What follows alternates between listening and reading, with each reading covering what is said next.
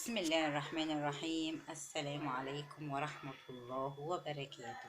ازيكم يا حبايبي؟ عاملين ايه؟ وحشتوني. معاكم حنان في قناة افكار وصفات حنان فتافيت. هنعمل الثلاث حاجات دول شايفين؟ دي الزلابية، ودي الطحينة، ودي المقرمشات بتاعتنا.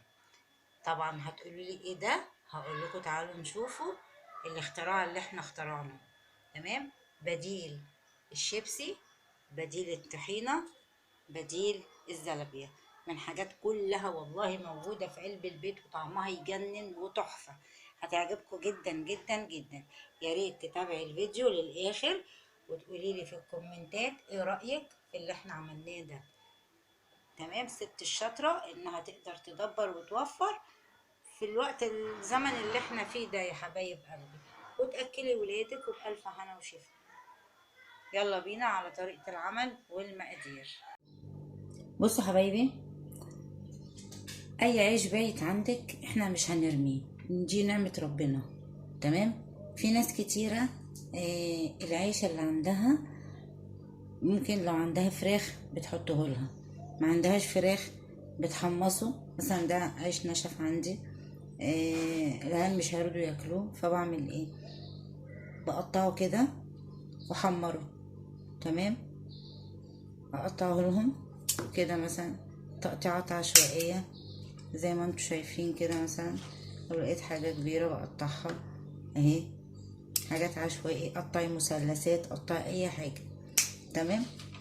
هنعمل منه حاجات حلوة، حاجات مقبلات.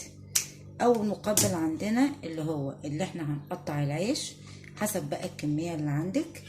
ماشي. هنقطع العيش ده ونحمره في الزيت، وبعد كده بنحط عليه ملح وفلفل وشطة وكمون، حبشيه خليه حرش بحيث ان انتي تاكلي. ده اللي بيتباع في قلب المحلات بتاعت الفتة السوري والكلام ده، بيبيعوه كده في فل بقد كده. فانتي حمريه لولادك بديل الشيبسي. ده بديل الشيبسي. ده اول حاجة هنحمره، وبعد كده نوريه لكم ان شاء الله ايه في طريقة التحمير. ده اول صنف هنعمله اللي هو المقبلات. تمام. تاني حاجة، انا مثلا معايا ايه 4 ترغيف. هجيب بولة زي كده مثلا، اي بولة، وهمسك هقطع ده كده زي ما انتم شايفين الرغيفين كده، مثلا حسب الكمية اللي انت عايزاها. وهعمل ايه؟ هنديه، هحط له شوية مية. ادي اول واحدة. وده الاتنين دول برضو زي ما هم كده هبلهم بحبة مية. وبعد كده هقول لكم هنعمل في ده ايه وفي ده ايه. اظن هتنبهروا وهتتفاجئوا بالحاجات اللي احنا بنعملها من العيش البايت. حاجات مفيدة وحاجات سهلة جدا وموفرة لينا. استنوني في الفقرة الجاية هقول لكم هنعمل ايه. بصوا انا جبت مية. ماشي. دي هنديها كده نص كوباية مية بس، مش اكتر من كده عشان تبوش. ودي كذلك احط لها ايه برضو نص كوباية مية، وان احتاجت هحط لها حبة مية تاني. المهم انا عايزة العيش يبقى طري. هنحط رشة صغيرة هنا بس كده، ورشة هنا اهو، وهسيبهم يبوشوا شوية. ماشي. مع المية. بعد كده هقول لكم هنعمل ايه. بصوا حبايبي، خدنا رغيفين عيش اللي احنا كنا يعني مندينه بالمية. تمام. زي ما انتم شايفين كده هو بقى طري شوية الى حد ما. هناخده بقى في الخلاط، هنحط جزء جزء. تمام.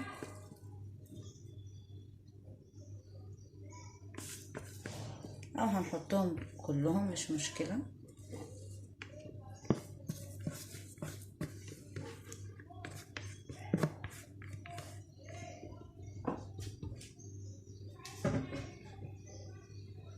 تمام كده. وهنحط عليهم ربع كوباية خل، لا تمن كوباية صغيرة كويس. وهحط توم مفروم معلقة. تمام. طبعا ما حطيناش بهارات ولا اي حاجة خالص، احنا حطينا التمن كوباية خل. تمام. وهاجي انا في برطمان التوم بتاعي دوت، هو خلص، فانا هعمل ايه؟ هحط نص ميه. هو مليان توم، بواقي التوم بتاعته. تمام. هحطها كده فيها، وهعمل ايه؟ هاخد ده اضربه في الخلاط. بصوا حبايبي، انا ضربته في الخلاط اهو.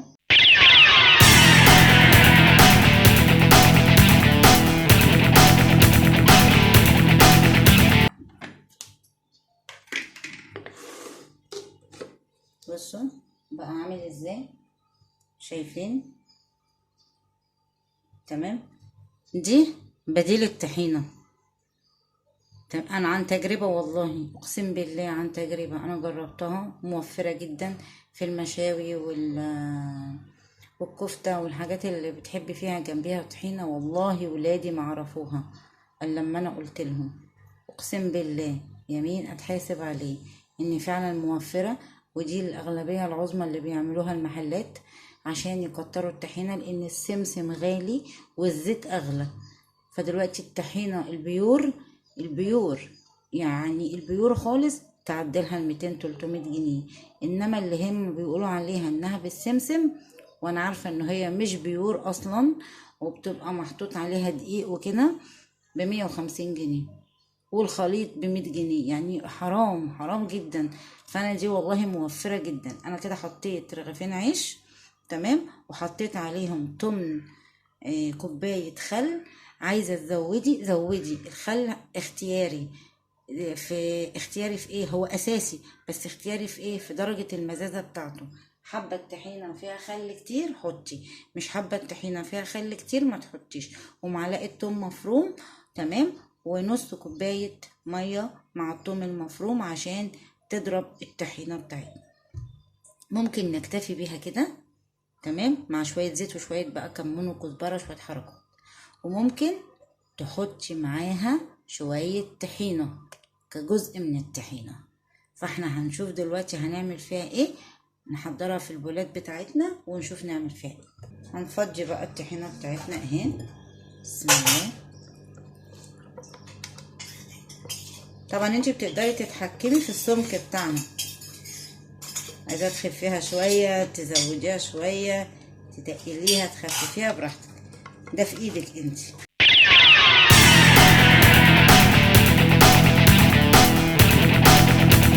تمام كده. بصوا اهي سمكها تقيل طبعا، فاحنا هنسيبها دلوقتي. هنحط لها بقى ايه؟ ادي معلقه ملح،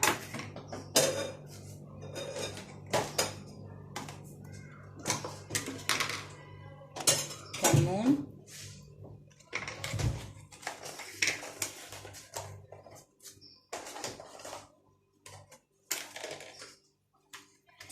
وادي شويه كزبره،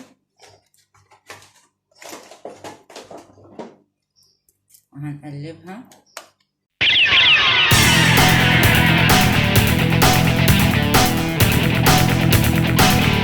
هنحط لها الزيت.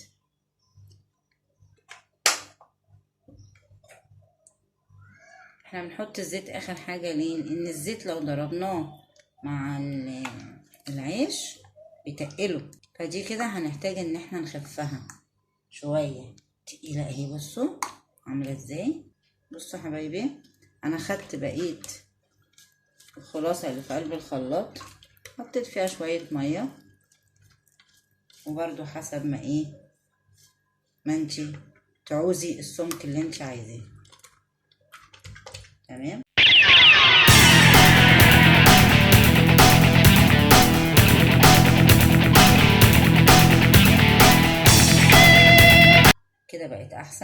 حلو قوي كده. وهنسيبها بقى شويه، نغطيها بطبق ونسيبها. ساعه التقديم هقول لكم هنعمل فيها ايه. كده هي جاهزه معانا الطحينه، بديل الطحينه. تمام. فهنشيل دي على جنب، نظبط مكاننا ونرجع لكم. بصوا الرغيفين التانيين، تمام، انا كنت يعني منديهم شويه، فهنعمل ايه؟ هحط عليهم شويه لبن على حسب ما هياخدوا مني.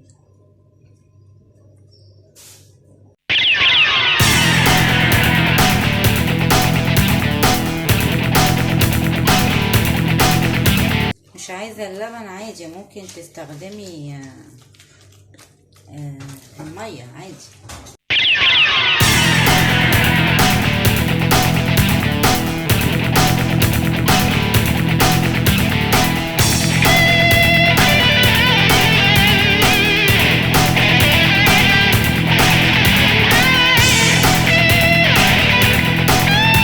هنحط بقى رشه ملح خفيفه،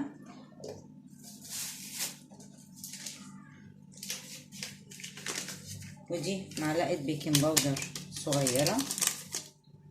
عندي معلقتين نشا، على حسب ما هياخد بقى معلقتين او ازيد شويه، بس هنحط معلقتين الاول.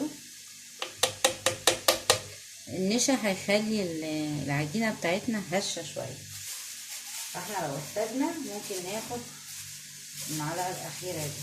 وهاخد ربع كوبايه سميد بتاع البسبوسه، وهقلب كل ده مع بعضه.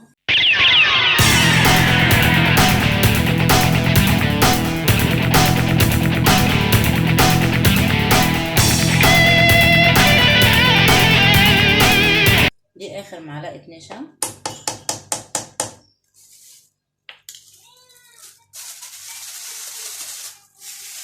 تمام. هقلب برضو.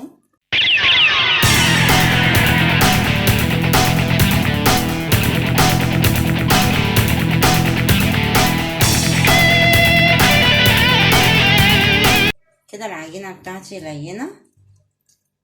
تمام. انا عايزاها تمسك شويه. هحط نص كوبايه برضو، قصدي ربع كوبايه سميد، يبقى انا كده حاطه نص كوبايه سميد.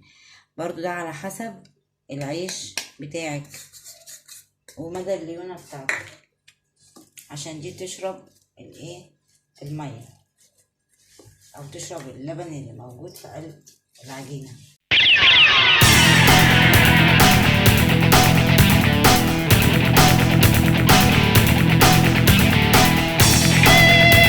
طبعا هنسيبها ترتاح شويه عبال ما تشرب السميد، يشرب السوائل اللي في قلب العجينه بتاعتنا. هنحط بقى ايه معلقتين زيت صغيرين كده،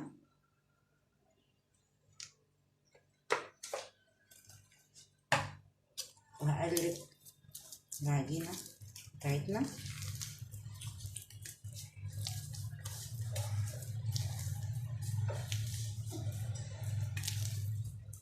هنسيبها ترتاح.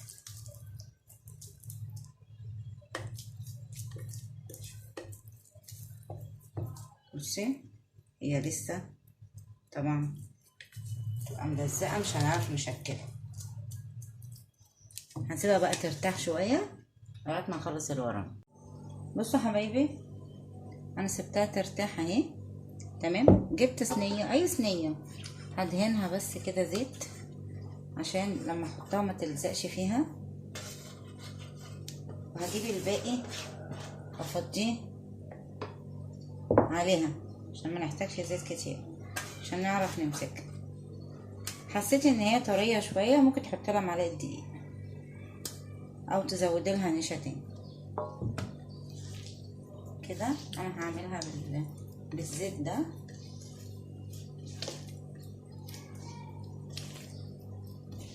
هي ممكن تحتاج تاني على فكره، ان انا حاسه ان هي لينه شويه.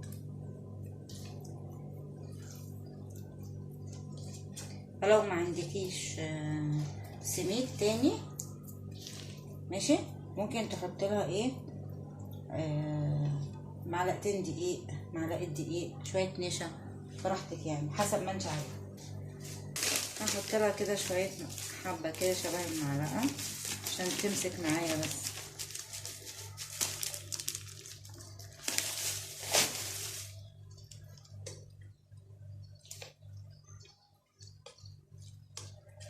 على فكره بيختلف من عيش لعيش، او ممكن انا اخلي التقدير في الميه اللي حطيتها مع اللبن، عادي برضو بتحصل. المهم ان احنا كل حاجه بنعالجها.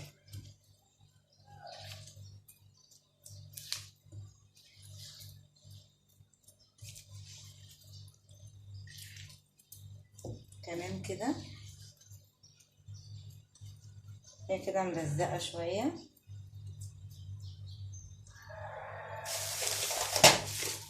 حط برضو حبه صغيرين كده، حوالي معلقه برضو تاني، مش كتير يعني، معلقه صغيره يعني تلم معايا بس.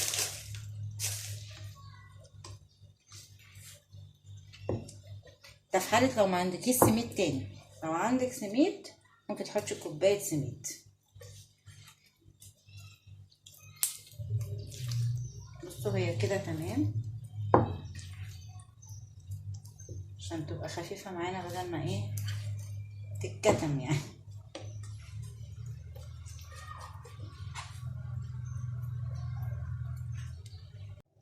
بصوا حبايبي، طبعا انا ما اكتفيتش بالسميد بس. بصوا هي لازم تبقى عجينه كده، ما تبقاش سايله عشان تقدري تشكليها. تمام. حطيت لها يعني من حوالي ربع كوبايه دقيق، وقلنا طبعا 3 معالق نشا، وحطينا نص سميد. لو انت في حاله ما عندكيش السميد ممكن تحطي لو حطينا مثلا اللي هو ربع كوبايه سميد وما كانش عندك تاني، تزودي بالدقيق والنشا. تمام، لغايه ما تشكليها تبقى عجينه بالطريقه دي. تمام. انا دهنت هنا صينيه. تمام. هجيب بقى شويه زيت في ايدي كده عشان خاطر امسك العجينه بيها، عشان اعرف اشكلها.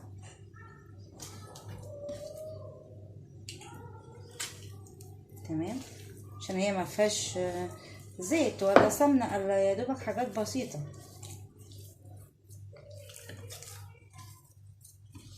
اهي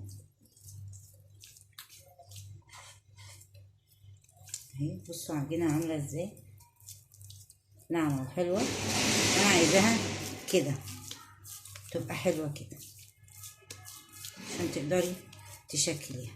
ايه رايك بقى؟ بصي ناعمه ازاي وجميله. طيب نبدا بقى، بسم الله. طبعا احنا ايدينا فيها زيت اهو. هاخد كوره كده صغيره، ماشي.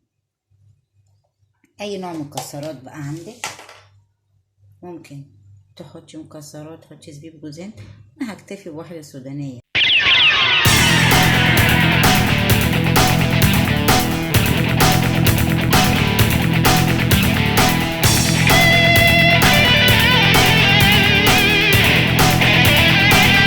يبقى احنا كده عملنا حاجه حلوه من العيش البايت بتاعنا اللي احنا مش محتاجينه عندنا. افكار بنعملها في الغلا اللي احنا فيه ده. مش عايزه تحطي سوداني عادي، مش عايزه تحطي اي نوع من انواع الزبيب وجوز الهند والكلام ده كله برضو عادي، خليها ساده. الزلابيه اصلا بتبقى ساده. ممكن تعملي تشكليها يعني نعمله حبه ابيض كده، ممكن نعمله حبه بالكاكاو.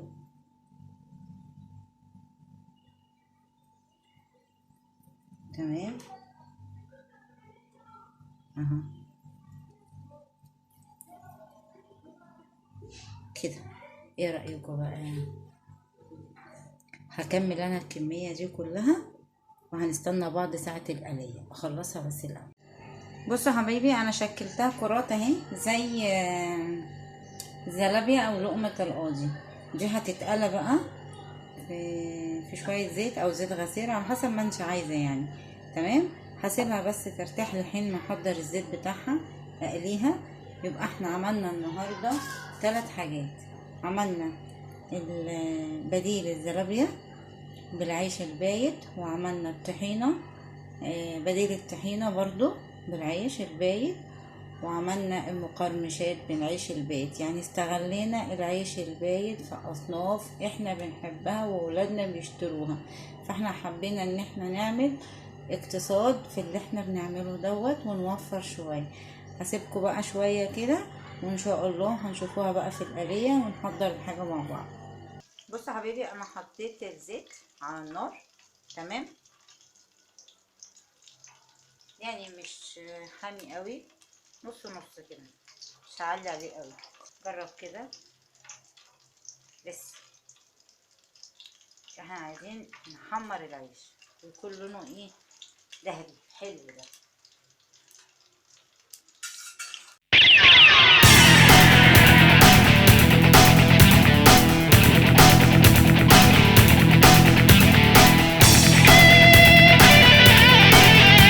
نحضر بقى مصفى، اي مصفى بتاعت زيت عندك صفي فيها.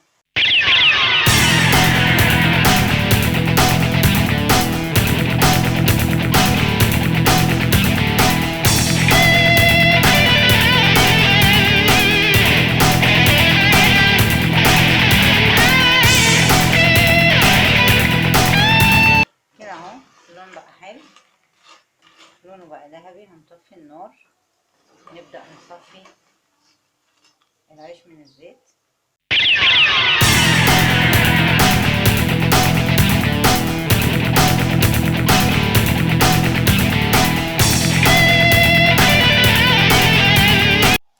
بصوا اهو اتحمر. هنحط بقى رشة ملح وهو سخن كده، شوية كمون، اللي عايز سبايسي يحط شطة، وهنحط شوية كزبرة، مش اكتر من كده. هي المكونات دي بس اللي هنحطها، وهنقلب بقى كده.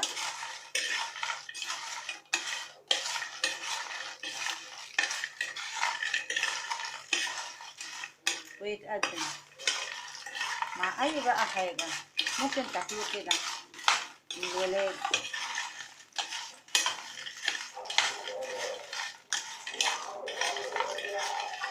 هذه المقبلات اللي احنا عملناها. بصوا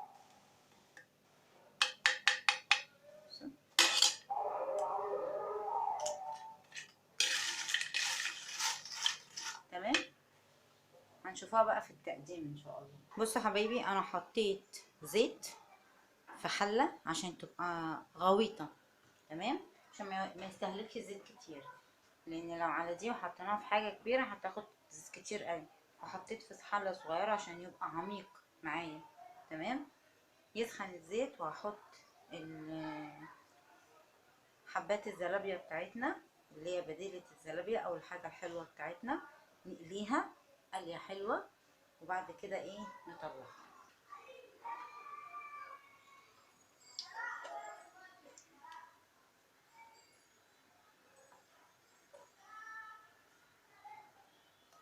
لو حسيتش ان هي اتعوجت عدليها. احنا حشينها طبعا، متفقين ان احنا حشينها ورداني، ممكن ما تحشيهاش حاجه خالص، تعمليها كور اصغر من كده وبراحتك يعني، تحشيها مكسرات حسب ما انتي عايزه. ما بتبقى غويطه كده، الزيت غويط كله بيطلع لون واحد.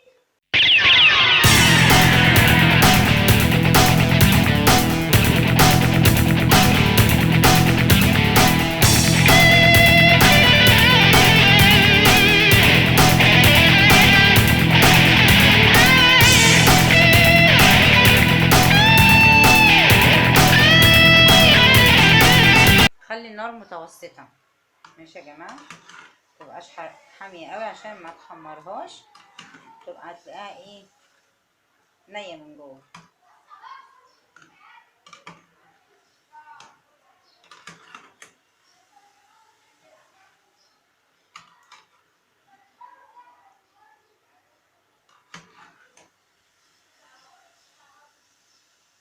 كده انتوا شايفينها هي فاتحة، بس هي لا، هي لونها ذهبي.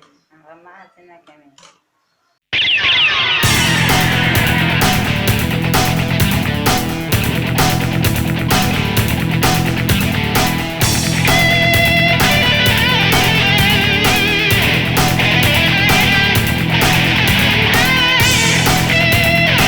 عشان ما اطولش عليكم هكمل انا الكمية كلها وبعد كده ارجع لكم.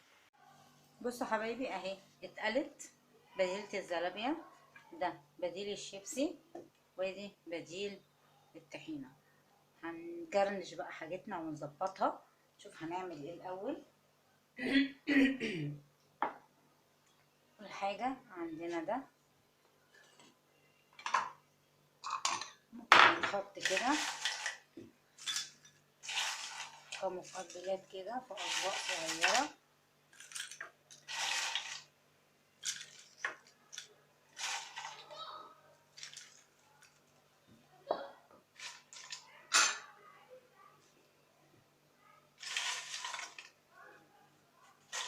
بلاش دي، ناخد دي.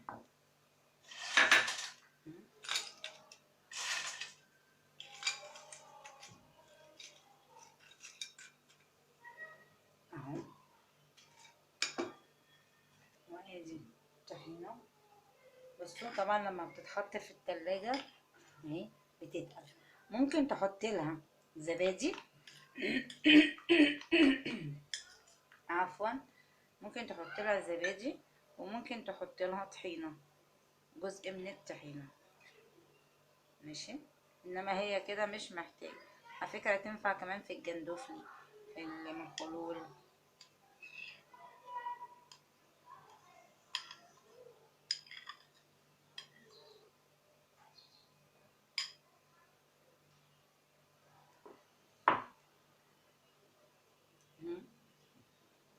ممكن بقى ايه نديها شوية جرنشة.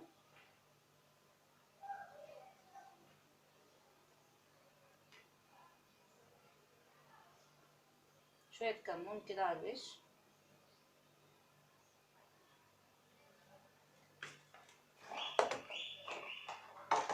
اللي ما بيحبش الشطة ممكن يحط بابريكا بس عشان تدي لون. دي شطة كده، ديكور يعني كده.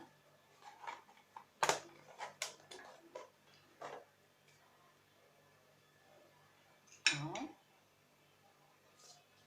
هنجيب بقى الحلو بتاعنا،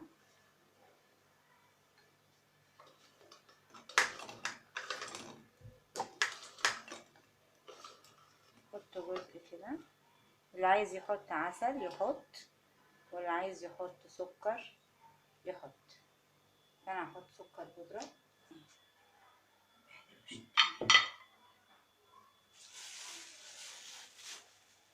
بسم الله.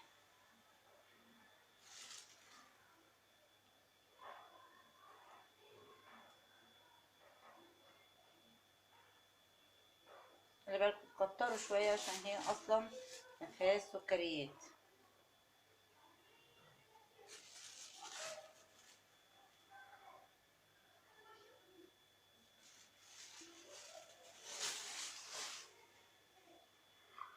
وادي الحلو بتاعنا. ايه رأيكم بقى؟ اظن حاجة كده، حاجة فاخر من الاخر. يا رب تعجبكم. وبكده خلصنا الحلقة بتاعتنا. تمام. ادي بديل الزلابية او لقمة القاضي، وادي بديل الطحينة والله جميلة جدا، وادي بديل الشيبسي المقرمشات بتاعتنا طعمها تحفة طبعا عشان بس صايمة. اهو، حاجة جميلة على قد الايد وتفرحي ولادك. حاجة من العيش اللي انت ممكن تقدري ترميه، اللي انت كنت هترميه فحرام. احنا ما بنرميش حاجة دلوقتي، احنا بنقمر كل عيشنا وبنعمله مقمر. تعمليه فتة باللحمة، تعمليه زي ما انا عملت كده براحتك. فلو عجبك الفيديو ما تنسيش تعملي اشتراك وتفعلي زر الجرس وتدوسي لايك عشان يوصلك كل جديد من اشعاراتنا. فضلا وليس امرا، يا ريت تزوري قناتي التانية افكار وصفات مضمونة مع حنونة. والى اللقاء في فيديو اخر ان شاء الله. في رعاية الله ومع السلامة.